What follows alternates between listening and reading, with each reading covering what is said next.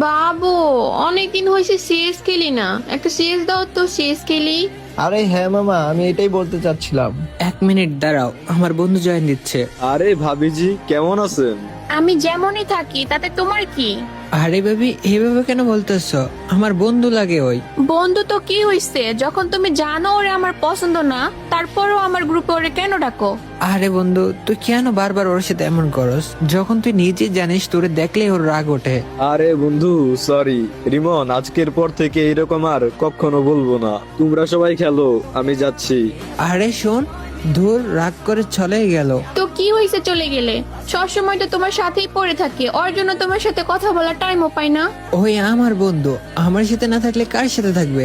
দাঁড়াও, ওর রাগ ভাঙিয়ে আসি। তুমি কোথাও যাবা না, ওর রাগ ভাঙানো কোনো ইম্পর্টেন্ট কাজ না। কেন? আমি অবশ্যই যাব। আর তুমি কে আমাকে বাধা দেওয়া? আচ্ছা, তোমার যা ইচ্ছা করো, কিন্তু এখন যদি তুমি গ্রুপ থেকে বের হও তাহলে আমি আর কখনো তোমার গ্রুপে আসবো না।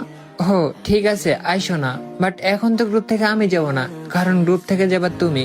ওয়াইট। আরে রিমন, তোরা খেল, সমস্যা নাই।